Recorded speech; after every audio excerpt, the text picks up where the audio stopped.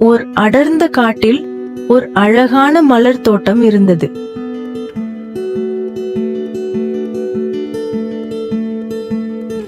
அங்கு பல வண்ணங்களில் நூற்றுக்கணக்கான வண்ணத்து பூச்சிகள் வாழ்ந்து வந்தன.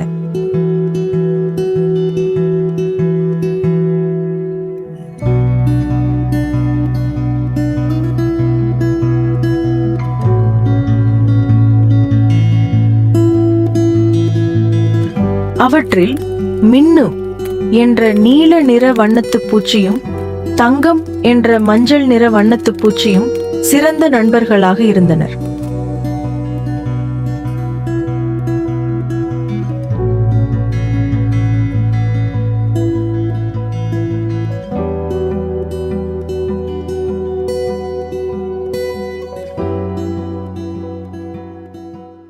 அந்த தோட்டம் மிகவும் அழகாக இருந்தாலும் அங்கே ஒரு ஆபத்தும் இருந்தது.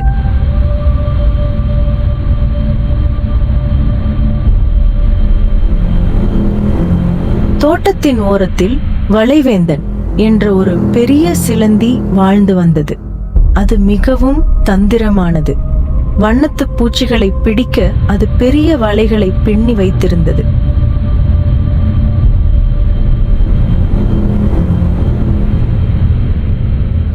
ஒரு நாள் மின்னு ஒரு செடியில் அதிகமாக தேன் இருப்பதை கண்டது.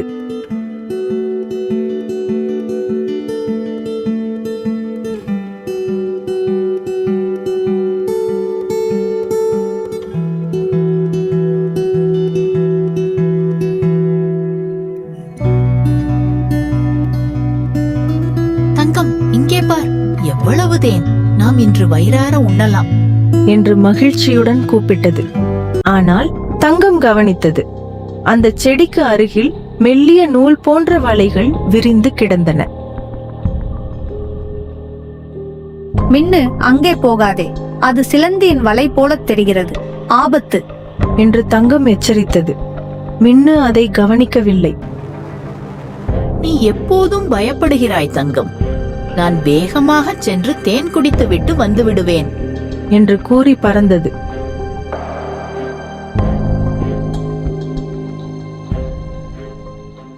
தங்கம் பயந்தது போலவே நடந்தது. மின்னு சிலந்தி விரித்த வலையில் சிக்கிக்கொண்டது. அதன் அழகான சிறகுகள் வலையில் ஒட்டிக்கொண்டன. எவ்வளவு முயன்றும் அதனால் தப்பிக்க முடியவில்லை.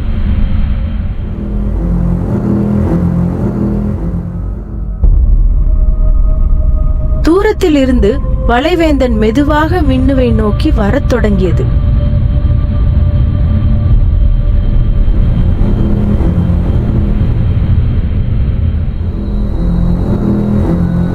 மின்னுவின் இதயம் பயத்தில் நடுங்கியது.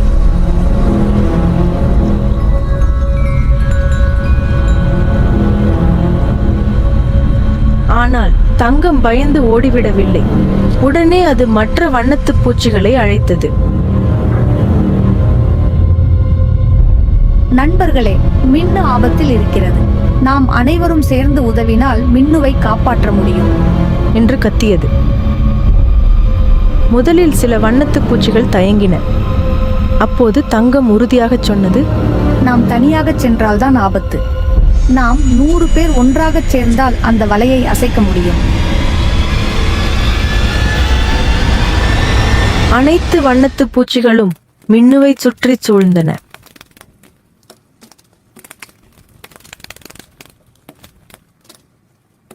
சிலந்தி மிக அருகில் வந்துவிட்டது.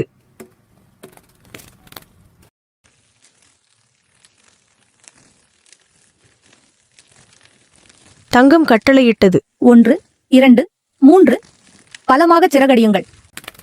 நூற்றுக்கணக்கான வண்ணத்து பூச்சிகள் ஒரே நேரத்தில் தங்கள் சிறகுகளை மிக வேகமாக அசைத்தன.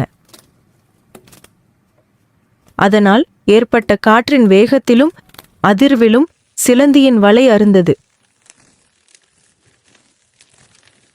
மின்னு மெதுவாக விடுதலையானது. வண்ணத்து பூச்சிகள் அனைத்தும் மின்னுவை தாங்கி பிடித்து கொண்டு பாதுகாப்பான இடத்திற்கு பறந்து சென்றன. ஏமாற்றமடைந்த சிலந்தி, இத்தனை சிறிய பூச்சிகள் எப்படி இவ்வளவு பெரிய வலையை அறுத்தன என்று ஆச்சரியத்துடன் பார்த்து கொண்டிருந்தது.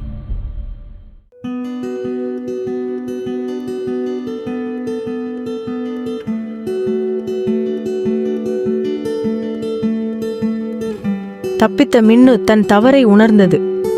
தங்கம், என்னை மன்னித்து விடு. உன் பேச்சை நான் கேட்டிருக்க வேண்டும். என் பேராசையினால் இன்று என் உயிரே போயிருக்கும்.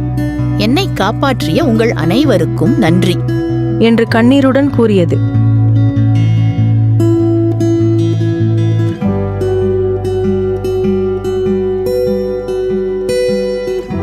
அன்று முதல் மின்னு எப்போதும் பிறரின் ஆலோசனையை கேட்டு நடந்தது. அந்த தோட்டத்தில் உள்ள அனைத்து வண்ணத்து பூச்சிகளும் எப்போதும் ஒற்றுமையுடன் குழுவாகவே செயல்பட்டன.